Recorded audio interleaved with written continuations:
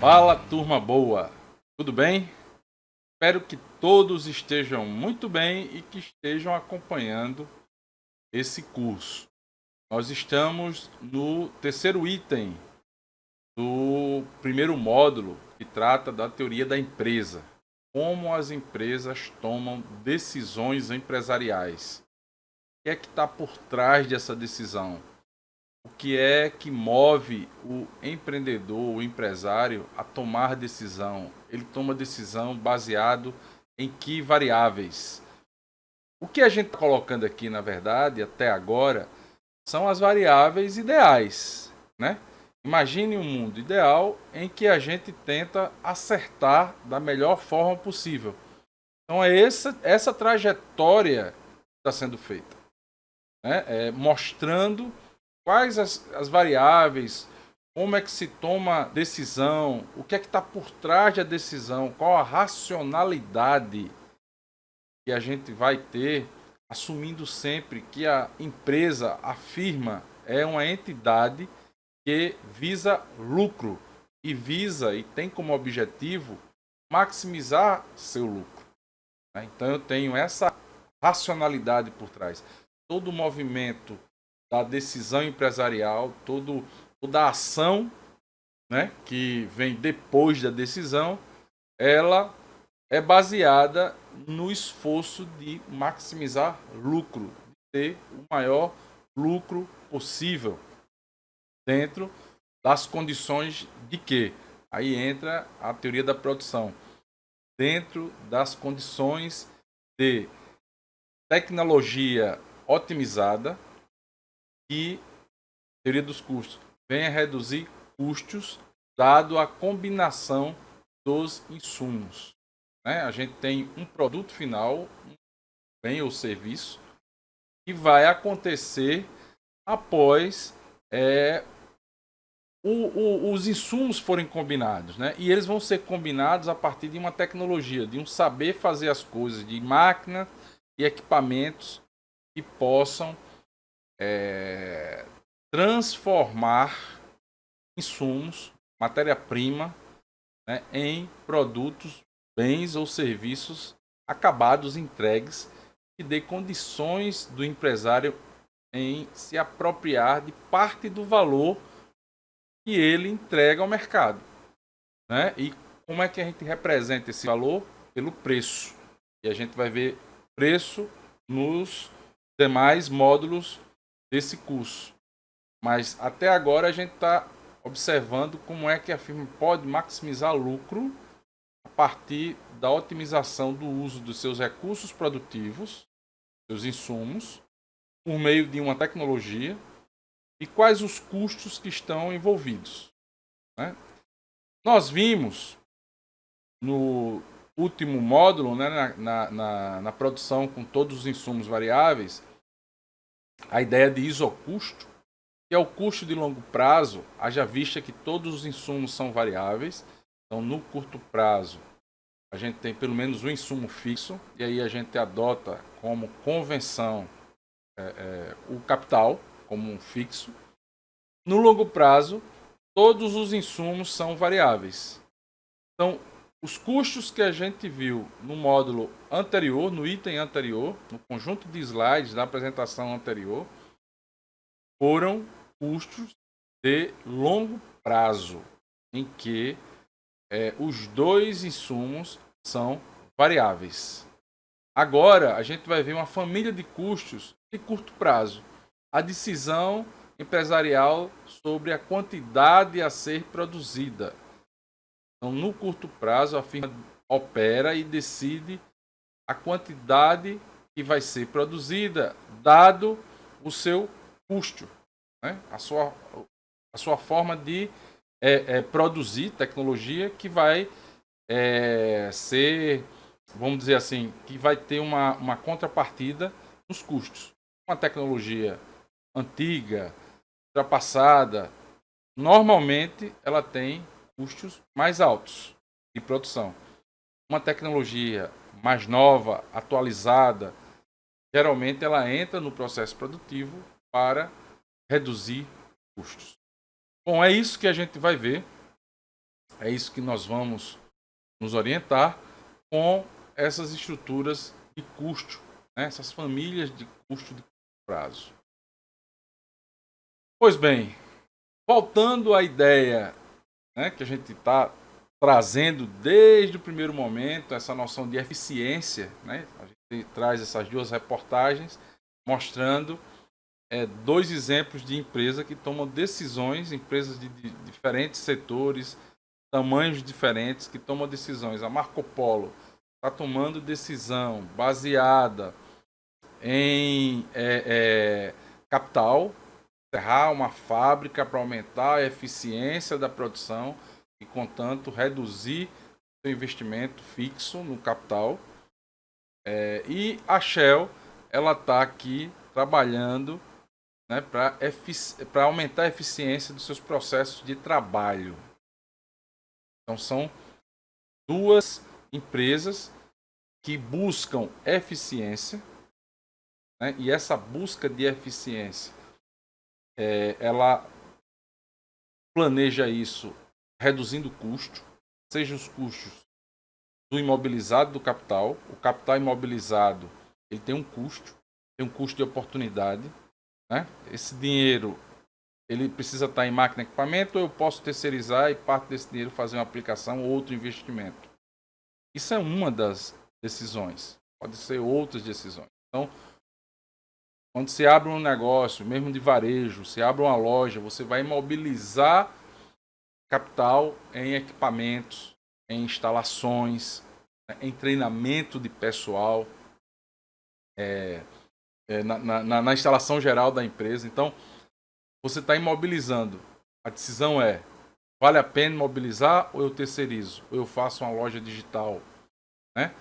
Eu vou para o mundo digital totalmente e trabalho com a logística. Isso a gente vê muito, essa decisão do capital, se eu vou produzir, eu terceirizo, ou se eu faço uma empresa física ou digital ou virtual, está acontecendo bastante, e a gente vê as plataformas ajudando as pessoas a tomarem essas decisões. Quando você tem um Rappi, quando você tem um iFood, quando você tem o Uber, né? Você tem a decisão no Uber de ter o carro ou alugar o carro por aquele trajeto, né? No iFood, você pode ter um restaurante físico, faça a entrega até, ou você pode ter uma dark kitchen, ou seja, só a cozinha, em um bairro de periferia, e você pode ter 4, 5, 6 restaurantes. Isso é a marca, com várias linhas de comida, né, de pratos, uma tailandesa, outra chinesa, outra italiana, outra brasileira. Então você pode ter uma só cozinha com 5, 6 restaurantes, tudo virtual via plataforma. Então isso é uma decisão de capital, né? Outra decisão é de processos produtivos, processos de trabalho, que a Shell está enfrentando esse obstáculo na transição energética, e ela vai tentar otimizar os seus processos internos para tentar reduzir custos e continuar nessa jornada. Então, isso daí também é feito quando as empresas contratam consultorias, quando refazem layout, quando automatizam suas linhas de produção ou de atendimento. Então, tudo isso é otimização de custos, redução de custos, para poder otimizar a produção e, com isso, aumentar as margens de lucro e obter mais lucro, né? Maximizar a lucratividade. Então, a gente está tendo esses dois exemplos iniciais para que se tenha isso na cabeça sobre problemas empresariais. Análise de custos, né? O que é que a gente vai tratar? Nós vamos tratar aqui basicamente de custo de curto prazo.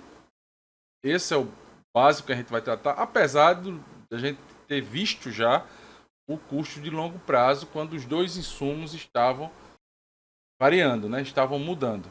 Então eu tenho custo de curto prazo, que a gente vai ver agora, daqui para frente, e o de longo prazo a gente já viu quando todos os insumos são variáveis todos os custos são variáveis. Nesse custo de curto prazo, eu tenho um custo fixo, geralmente atrelado ao capital, seja pela depreciação do capital, né? No momento que você tem um equipamento, uma instalação de empresa fixa, já construída, ela começa a depreciar. Então tem depreciação do capital ou o próprio custo de oportunidade, né? E esse capital que está preso, ele vai ter que lhe dar um retorno maior que um outro retorno alternativo que o mercado pode lhe oferecer. Geralmente se toma essa decisão baseado nos investimentos bancários. Só que ultimamente os investimentos no mercado financeiro, as margens estão muito pequenas e aí a gente vê muitas empresas ou muito empresário que tem recursos em banco tirando e investindo no seu negócio físico ou abrindo novos negócios com a expectativa de obter retornos maiores sobre o capital do que se esse capital estiver no banco. Contudo, você tem N aplicações financeiras. Aí tem ações, mercado de ações, tem letras de imobiliárias que você pode comprar. Então tem várias aplicações e essas aplicações vão ser parâmetro para o retorno do capital em uma planta industrial, em uma loja de comércio, em uma empresa de serviço, prestadora de serviço. Então, isso é o custo de oportunidade que sempre tem que ser levado em consideração.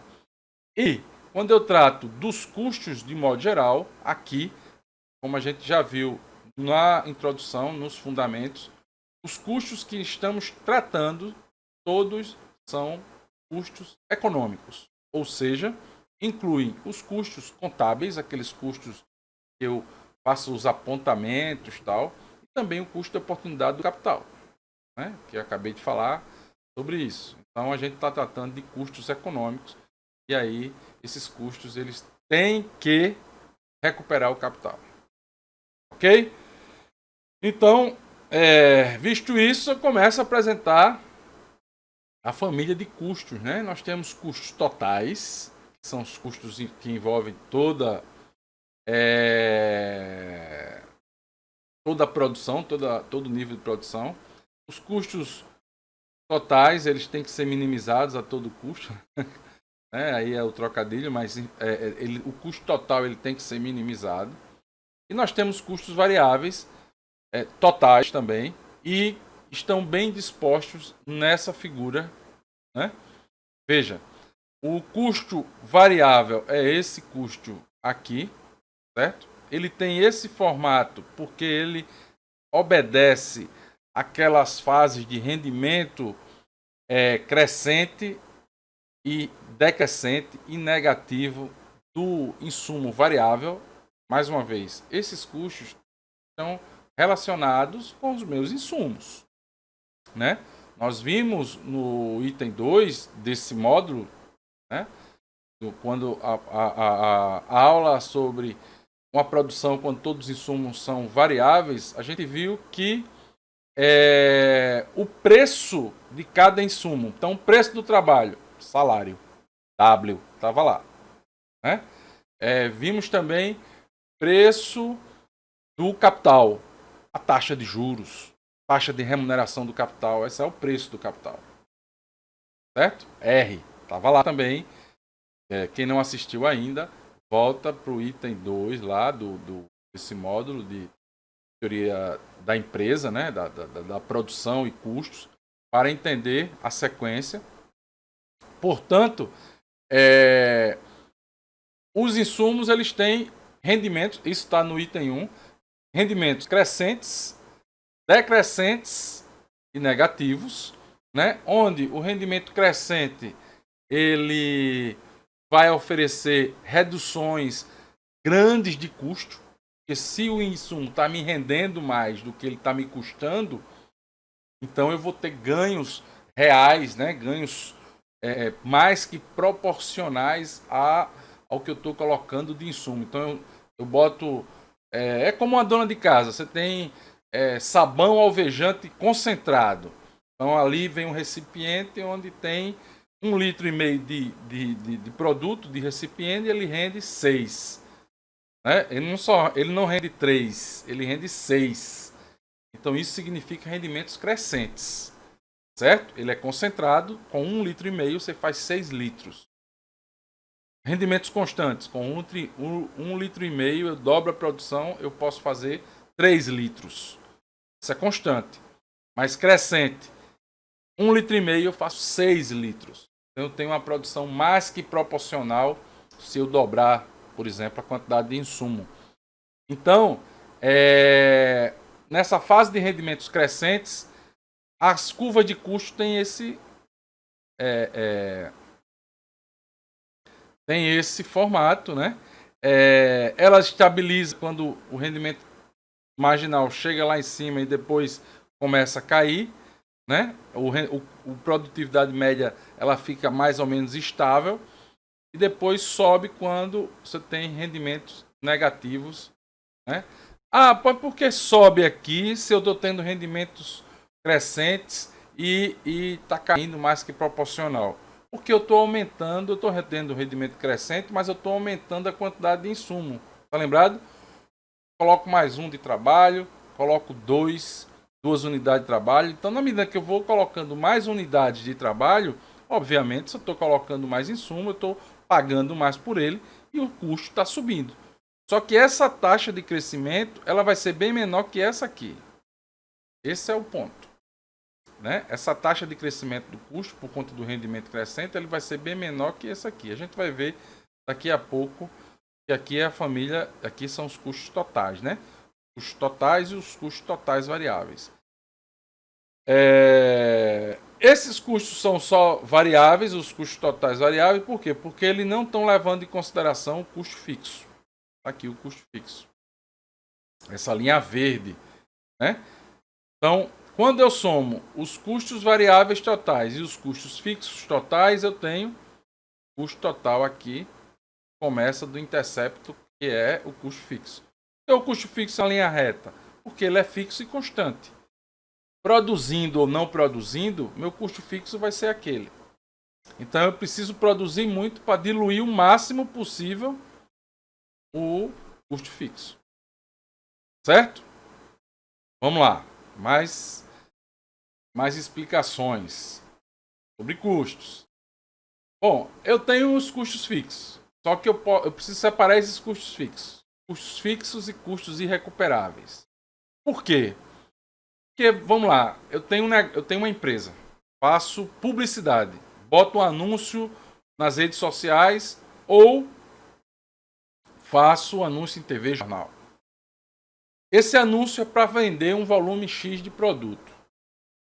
Se eu vender um volume 100 unidades de produto com um investimento de 10, foi planejado? Foi. Então, os seus custos de propaganda, eles foram gastos. Vendeu 100? Ótimo. Cumpriu o papel. Vendeu 50? Esse custo de 10 ele não pode ser mais recuperado. Ele é irrecuperável. Qual a diferença do custo que eu posso recuperar? Por que o custo fixo eu posso recuperar? Porque o custo fixo, eu estou tendo o custo do capital que eu posso depois encerrar as atividades do meu negócio, eu vou vender o negócio e ter um valor residual, que de certa forma pode cobrir esses meus custos fixos. Então, custos irrecuperáveis, eu tenho que esquecê-los em grande medida. Ele vai entrar na minha planilha naquele momento, mas eu não posso manter ele para todo sempre na minha produção. A não ser que eu faça propaganda todo mês. Né? Separo um volume de capital, de recurso, de venda, percentual de venda para publicidade, marketing publicidade. Aí sim, é possível então eu ter gasto todo mês. Né? Faço um contrato de 1 ano com uma agência, para todo mês eu gastar aquilo. Aquilo ali é um custo fixo. Mas lembrando que no momento em que eu gasto e não tenho retorno, ele desaparece. Eu não tenho como vender nada de propaganda, né? Aplicar aquele dinheiro em um uso alternativo e ter algum retorno por isso. Então o custo fixo está muito mais ligado a ativos reais, concretos, em que eu possa vender e ter algum retorno do que o custo irrecuperável. Chama de custo irrecuperável sunk costs. Tem produção com sunk costs, com custo irrecuperável, e tem produção sem custo irrecuperável. Isso vai também mexer na questão, nas estratégias de precificação. Mais na frente veremos isso. Né? Preço sem custo irrecuperável, ele vai ser mais baixo. Né? Geralmente ele é um pouco mais baixo.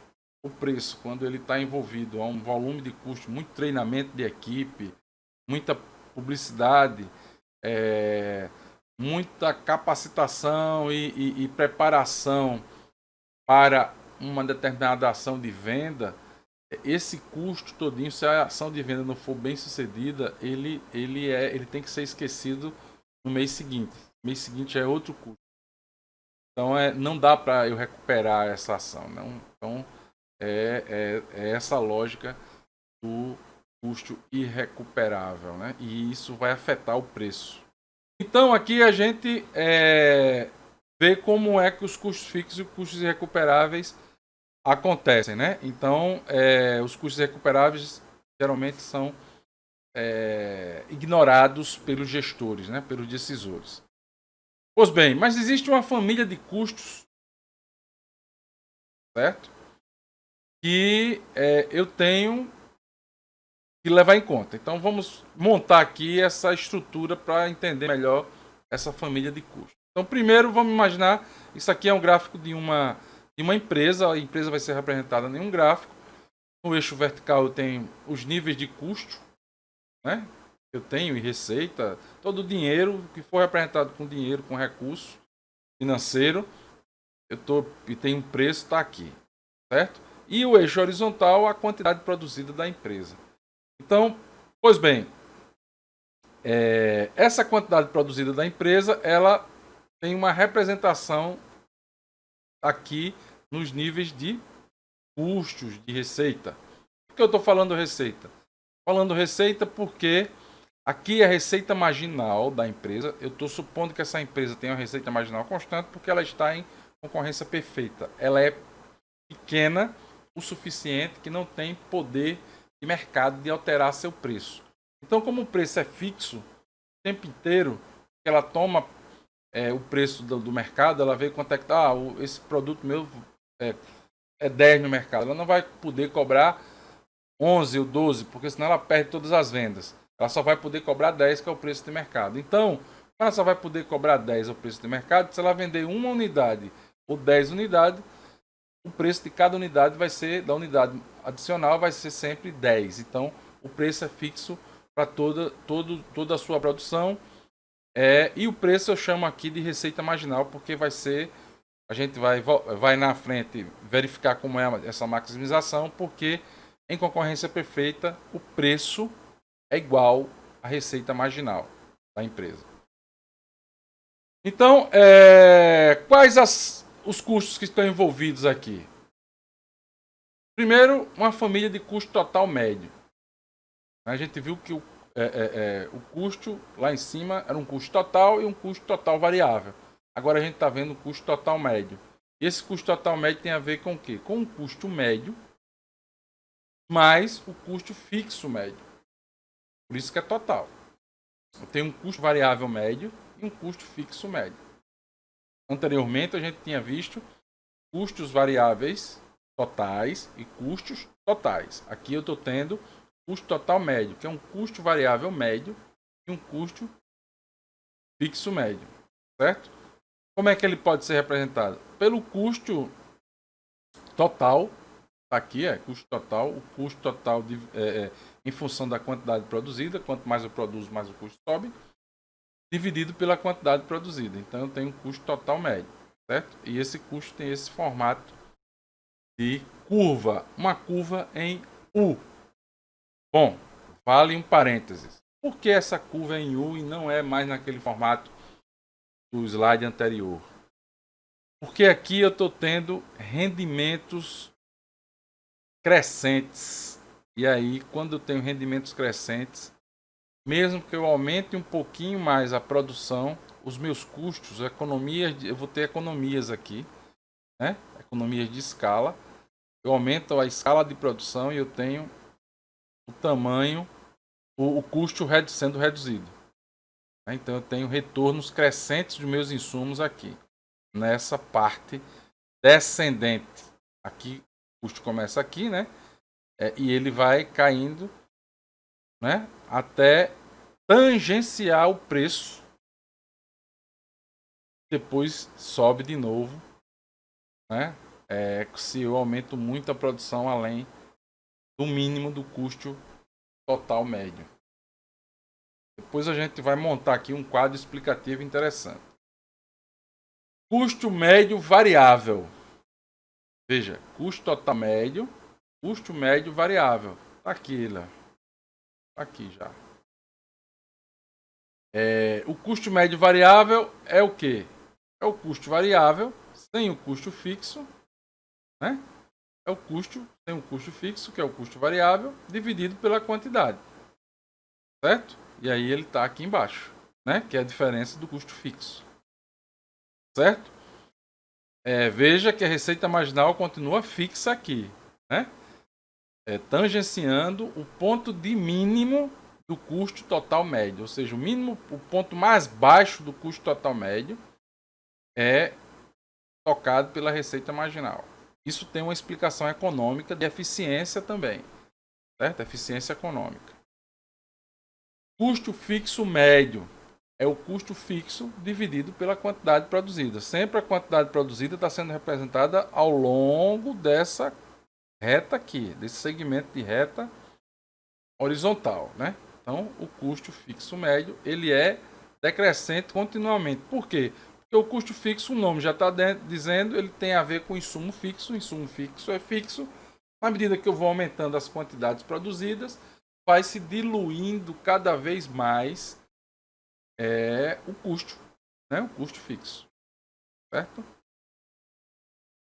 E por fim, mas não menos importante, porque ele vai me dar condição de tomar várias decisões, o custo marginal, que é o custo da unidade adicional produzida, certo? Que cruza os pontos de mínimo, tanto do custo médio variável, quanto do custo total médio. Isso é importante, porque a empresa vai tomar decisões fundamentais para ela, baseadas nesses dois pontos de mínima. Em relação ao custo médio variável, em relação ao custo total médio. Custo fixo. Como é que eu posso medi-lo, né? Então vamos lá. Então eu tenho um custo total médio para produzir Q0. Q0 vai me dar, eu faço a projeção aqui do ponto e vai me dar um custo total médio lá qualquer. Aí eu tenho a diferença. Estão lembrados que eu falei? Olha, a diferença entre o custo total médio e o custo médio variável é o custo fixo. Então, essa diferença é o meu custo fixo médio. Você vê que ele começa grande aqui, vai diminuindo, né? Até quase encontrar lá embaixo, né? Esses são os custos fixos, certo? E aí, de forma bem um pouquinho mais algébrica, né? E a quantidade, Q0, a quantidade, multiplicado pelo custo total médio menos o custo médio variável. Certo? Que vai me dar o custo fixo médio. Né? Então, o custo fixo médio, essa diferença aqui, é o meu custo fixo total, aquela reta que a gente viu logo no começo, dividido pela quantidade produzida nesse ponto. Tenho o custo fixo médio. Custo fixo médio, exatamente. Custos variáveis. Como são medidos? Mesma coisa. Eu tenho um Q0, uma quantidade qualquer. variáveis, eu tenho custo variável médio, e aí eu tenho meus custos variáveis, porque eu já eliminei, porque ele não está lá em cima? Porque eu eliminei meus custos fixos. Então vai ser todo esse retângulo aqui. Como é que eu sei a quantidade? Área do retângulo. Calcula a área do retângulo, né? E a gente consegue achar os custos variáveis que estão aqui, certo? O Q0, que é a quantidade dada, custo médio variável, que é esse daqui, que é o ponto da projeção, né? Ele está aqui, ó, custo médio variável, esse é o ponto da projeção, está projetado aqui. Então, o que é o custo médio variável? É o custo variável total, aquele primeiro lá, dividido pela quantidade produzida, né? Então, tem um custo variável médio, médio variável, ele vai dar volume aqui de custo variável, né? Esse aqui, custo variável mais o custo fixo, vai me dar o custo total médio, certo? Custos totais, soma tudo, né? Tenho somado aquilo que eu falei, custo total médio, né? Acabei de falar sobre ele. Custo variável mais custo fixo, eu tenho custo total médio. Médio por quê? Porque eu estou dividindo por uma quantidade dada, né? Cada ponto desse eu tenho uma quantidade que vai me dar um custo total diferente. Por isso que é um custo total médio, certo? A mesma coisa, custo variável é médio, custo fixo médio. Bom, aí uma aplicação, né? Eu tenho uma função algébrica, uma função cúbica de custos.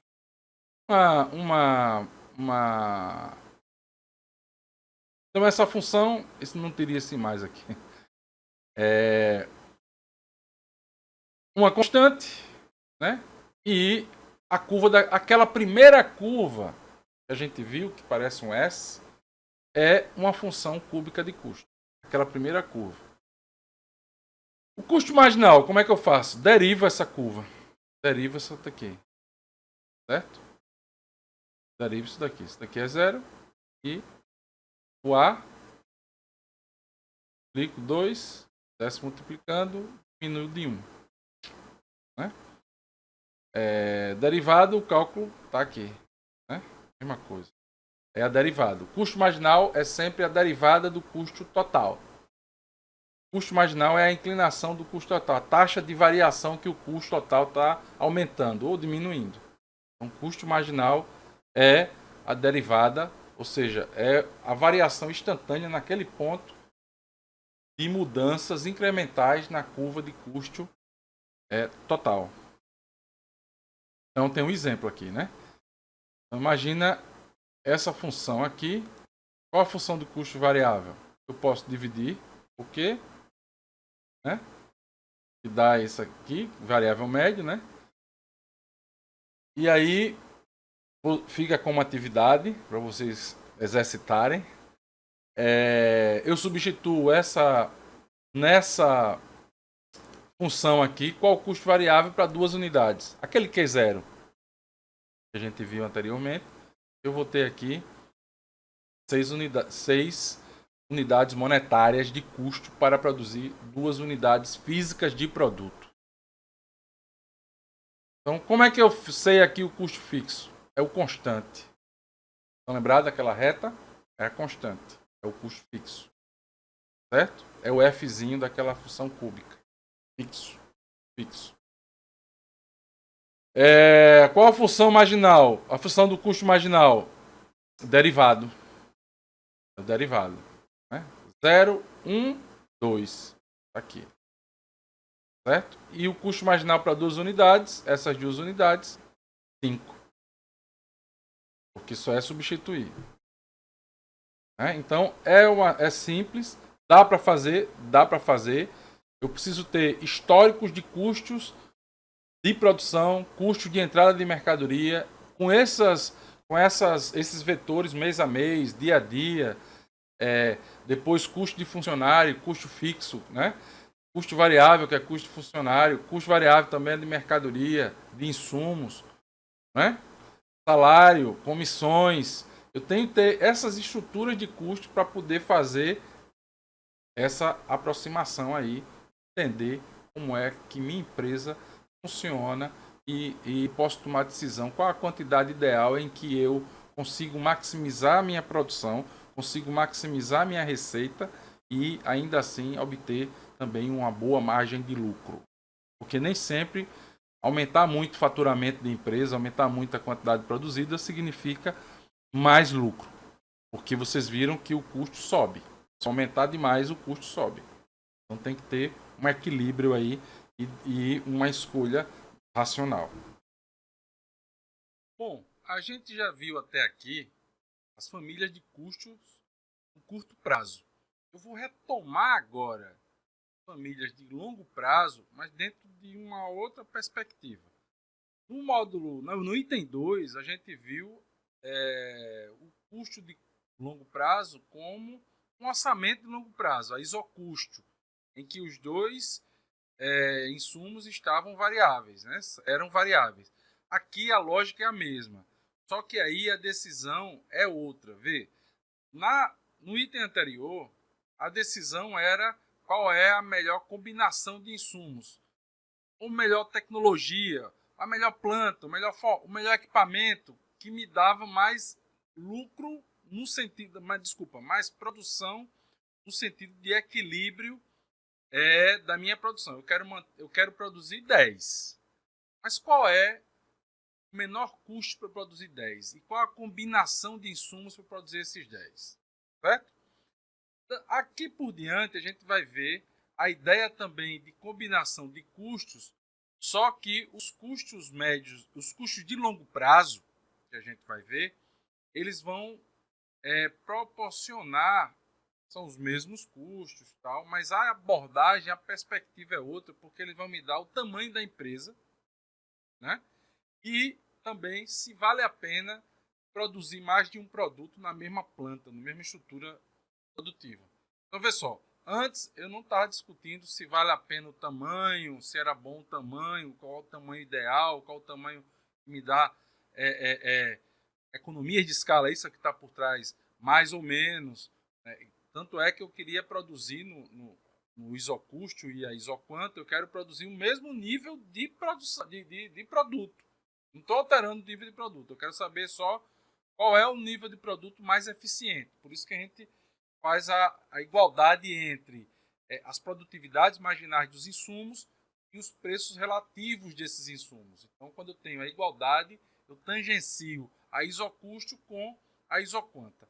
Agora, a decisão é baseada se eu vou produzir grande quantidade de um produto só ou eu vou produzir com economia de escala, ou seja, grandes quantidades em mais de um produto, se eles têm complementaridade ou não, se eles são viáveis produzindo da mesma estrutura produtiva, açúcar e álcool, né? Se eu vou produzir a carne do boi mais o couro na mesma planta. Então, são essas decisões. Se eu vou ter uma loja física com um tipo de produto, se eu vou ter uma loja física com mais de um tipo de produto, e que esses produtos podem ser complementares e fazer venda complementar, né? Eles podem ser vendidos em pacotes ou não. Então, essas são as decisões que esse estudo de custo de longo prazo daqui para frente vai permitir. Então, atenção, que é um pouquinho diferente do que a gente já estava fazendo antes. Aqui nós vamos ver uma curva em U de longo prazo. Por que isso? Por que isso é importante? Porque eu vou aqui entender que eu tenho economias de escala e aí eu vou escolher qual o tamanho de empresa. Imagina, isso daqui é um tamanho de empresa que eu vou botar. Então, vou abrir uma loja de shopping. Eu vou para o meu produto. Será que uma loja de 30 metros quadrados eu ganho bem? Ou eu preciso de uma loja de 60? Pronto. Essa decisão é tomada aqui, que é longo prazo, você não construiu ainda, você não está operando. Então, eu tomo a decisão aqui. Né? Então, isso daí para conceituar economias de escala. Quanto maior a quantidade produzida, menor vai ser o custo. Só que tem produto que eu não consigo fazer isso, é por isso que a gente tem que entender primeiro que quanto maior a economia, a produção, menor vai ser o custo, maior vai ser a economia da escala, a escala de produção, o volume de produção.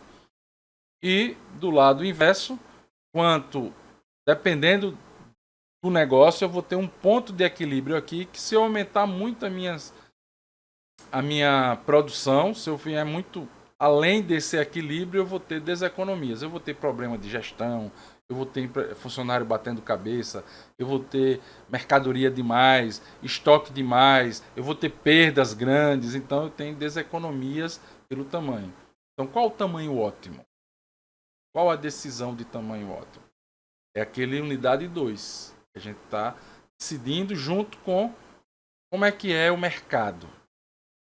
Essas economias de escala é muito pelo mercado. Commodities, produtos comoditizados que todo mundo faz, geralmente eu preciso de plantas grandes com grandes economias de escala. Veja, a Marco Polo é um produto especializado, diferenciado, ônibus, tal, carrocerias. O que é que ela faz? Ela pode se dar o luxo de diminuir a estrutura produtiva dela, ela aumenta o preço e ainda assim vai ganhar a mesma coisa. Ela tem poder de mercado, que é um assunto em breve que a gente vai tratar aqui. Um produtor de soja não, ele tem que produzir muito para ganhar alguma coisa, porque as margens são pequenas, ele depende de fornecedor de tecnologia, os pacotes tecnológicos para produzir soja numa produtividade razoável são caros, tem dono, então tem toda uma estrutura de mercado diferenciada em que ele precisa vender muito, precisa produzir muito. Portanto, quando eu vou para commodities, produtos, você não tem soja do João, isso que é commodity, você tem soja. Agora, Marco Polo tem carroceria Marco Polo. Né? Energia. Energia é uma commodity. Você não tem energia da Shell. Você tem energia. Você pode até ter o posto da Shell. Mas a gasolina, basicamente, o combustível é basicamente o mesmo da Petrobras. Então é uma commodity. E por que o posto da Shell tem marca? Porque dentro do posto da Shell, ela tem outros diferenciais. Né? Então, a mercadoria está aqui, então é preciso ver que estrutura de mercado eu estou concorrendo. Eu estou concorrendo no mercado de postos de combustível ou estou concorrendo no mercado de energia? A Shell, como empresa, concorre no mercado de energia.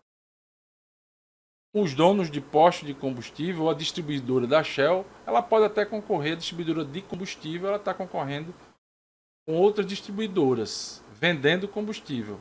Os donos de postos de combustível estão concorrendo com outros donos de postos de combustível. Então você tem que definir bem qual é o seu mercado. Se for commodity, produto que o facilmente encontrável no mercado e o consumidor consegue comparar preço, você vê que combustível o preço é parecido. Ao passo que o pãozinho de queijo ou o café nas lojas de conveniência, os postos de combustíveis variam muito. E aí já é outro serviço. Então é isso que a gente está tratando aqui quando trata de custo de longo prazo, a decisão do tamanho ideal do produto, da produção, né? O tamanho ideal da planta, da capacidade produtiva. Ainda de longo prazo, economias de escopo. O que é economia de escopo? Olha, se antes a gente está tomando decisão aqui, é mais uma informação sobre qual o tamanho ideal da minha planta industrial, da minha loja, da minha planta, se aquele mercado é capaz de absorver ou não. Aqui eu vou também tratar de economias de escala, só que eu vou tratar de economia de escala com produtos diferenciados. Aqui eu estou falando de economia de escala e deseconomia de escala de um combustível, da soja, né? De produtos em que ele está sozinho entre aspas, é uma commodity, é livre, o preço de mercado, mas eu estou tratando de volumes específicos, de quantidade, de um produto. Aqui eu vou ter economia de escala combinado com mais de um produto, não é diferenciado, pode ser homogêneo. Por exemplo, usinas de açúcar, que produzem açúcar e etanol. Então elas têm economia de escopo. Mas também uma loja, uma empresa de comércio também tem economia de escopo quando ela é multimarcas. Vende vários produtos. no mesmo espaço, eu tenho um custo para operar aquele espaço e eu tenho naquele estrutura de custo vários produtos. E está aqui tá aqui, né? Eu tenho um custo e eu quero saber se os produtos produzidos individualmente ficam mais baratos ou mais caros que eles produzidos na mesma planta. Então imagine, isso daqui é uma planta só, produzindo açúcar Q1 e álcool Q2. Eu quero saber se esse preço, se esse custo de produção, ele é maior ou menor se eu produzir só açúcar e se eu tiver uma produção separada de etanol, uma destilaria autônoma. Então, eu tenho uma destilaria autônoma aqui e eu tenho uma usina de açúcar aqui. Esse custo é maior ou menor se eu produzir tudo junto? Se o custo for maior, eu tenho economias de escopo. Aí vale a pena produzir agregado. Então é mais barato produzir 2 produtos de forma conjunta que separadamente. Certo?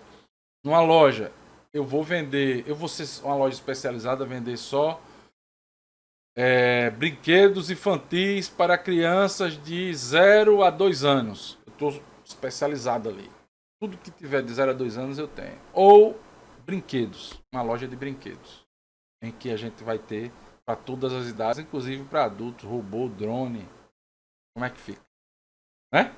Então, isso é economia de escopo. No mesmo espaço tem vários negócios, basicamente vários negócios, porque cada quesinho desse aqui é um produto diferente. Eu tenho vários negócios operando no mesmo escopo, né? Aqui eu falei, né? Açúcar e álcool, colocar na nuvem, eu vender todo o serviço junto, que montar uma estratégia de venda para cada produto. Então, essa é a ideia do Microsoft. Então, são exemplos em relação à economia de escopo. Também é uma decisão. Aí, a regra de decisão é essa aqui. Produzir individual é melhor do que junto? É melhor ter o mesmo dono ter várias lojas ou ter uma loja só? O mesmo dono ter várias plantas ou ter uma planta só para atender aos mercados diferentes? Bom, e aí a gente, por último, tem aqui o custo da complementaridade, ou seja, é parecido com coisa de escopo, mas aí eu vou analisar não só aqui os custos totais da produção de um e outro, mas o custo marginal de um e de outro, né? Então, o custo marginal de um, dada a produção de outro, é menor ou maior que zero, né? Em relação. Então, o que é que significa? Qual o exemplo? Por exemplo, couro e carne de gado. Quando o preço do couro tá legal, porque o custo do couro, para o frigorífico, o frigorífico, normalmente, raramente o frigorífico, ele faz curtição de couro, né? Geralmente o que se encontra no mercado? O frigorífico, matadouro e curtume. São 2 empresas distintas. Raramente a gente tem o matadouro e o curtume. Quando é que isso pode acontecer? Se o preço do couro subir tanto e o preço da carne cair. E aí eu tenho uma variação de custo que favorece, uma estrutura de incentivo que favorece essa decisão. Normalmente o couro o blue etno, molhado, aquele que é meio azulado, não sei se vocês conhecem, ele tratado sem pelo, ele é muito mais, só na salmoura, outra coisa, antes do blue, o na salmoura já, ele é muito mais barato do que o quilo da carne. Então, geralmente ele vende o couro bruto para o curtume assim produzir, precisa de um volume enorme para valer a pena para o curtume. Então, por isso que em algumas regiões tem até matadouros, mas não tem curtumes, né? Porque é vendido todo para fora. E aí tem uma cadeia produtiva que é mais complexa, requer mais tecnologias e tal. E aí é outro assunto, outra abordagem que em breve faremos. Mas a ideia aqui do custo da complementaridade, se vale a pena. Porque se eu mato o boi ou a vaca, eu vou ter o couro. Vale a pena produzir o couro? Fazer o curtume ou não? Essa é a regra, está aí posta a regra de decisão, né? Petróleo e gás, toda vez que eu furo petróleo, geralmente eu tiro o gás. Às vezes, o que é que está acontecendo? Por exemplo, no pré-sal, muitas empresas extraem petróleo, mas queima o gás. Aí a gente vê aquelas torres com gás queimando. E não compensa, nem tem tubulação para a empresa vender, dada a regulação que é complicada. Não compensa, não vale a pena. O custo de venda, de produção e distribuição e entrega do gás é muito mais alto que simplesmente fazer a queima do gás. Bom, e aí varejo multimarcas ou omnichannel, né? É melhor você ter uma loja só física de varejo multimarcas ou você atuar com uma loja física, digital, varejo pop-up, todo tipo de formato de varejo para poder desovar seus produtos, vender seus produtos. Então isso é sempre a regra de decisão, é esse do custo da complementaridade. Bom, o que a gente pode tirar ou extrair de conclusões desse modo, dessa aula, né? Na verdade, dessa aula. Então, para maximizar os lucros ou minimizar os custos, eu maximizo meu lucro quando eu minimizo o custo, né? A gente viu na primeira aula, na primeira aula que há uma diferença entre receita total e os custos, a curva de custo em S. E a diferença ali entre receita total e o custo é o lucro. Então eu tenho que ter o custo bem baixo, ter uma receita maior para ter, de fato, uma margem boa de lucro. Então, para maximizar lucro ou minimizar custos, os gestores devem utilizar insumos cujo custo marginal reflita o preço que a firma deve pagar para utilizar o insumo. O que isso quer dizer? Aquela decisão que a gente viu na unidade 2, né? A firma tem que estar de olho nas taxas marginal de substituição, né? E os custos vão definir qual o volume de produção. Se eu tenho um insumo, uma empresa otimizada no longo prazo, meu planejamento foi bem feito, eu tenho realmente que aquela planta industrial é a melhor possível em diversos níveis de produção para aquele momento. Então, essa última aula vai mostrar qual a quantidade ideal de eu ajustar a produção dado as variações de mercado. No longo prazo, a gente vai planejar e adotar medidas para otimizar a minha produção, otimizar o volume de produção com o menor custo possível para ter o maior lucro que eu tenho com aquela tecnologia dada e com aquela estrutura de custo. Então essa é a nossa ideia e o fechamento aqui dessa parte de teoria da produção, teoria dos custos. Eu fecho essa noção de decisão interna da firma em relação à sua operação. Ok? É isso, a gente encerra aqui e conto com vocês no próximo tópico que a gente vai tratar da maximização de lucro por parte da firma, e aí a gente vai começar a ver, eu vou começar a mostrar as estruturas de mercado e as decisões. Isso é importante, as decisões que eu coloco, as estruturas, eu olho para o ambiente de negócio da empresa, coloco as decisões dentro da produção e preço. É isso aí, e aguardo vocês na próxima etapa, no próximo módulo. Muito obrigado e até lá. Valeu aí, pessoal.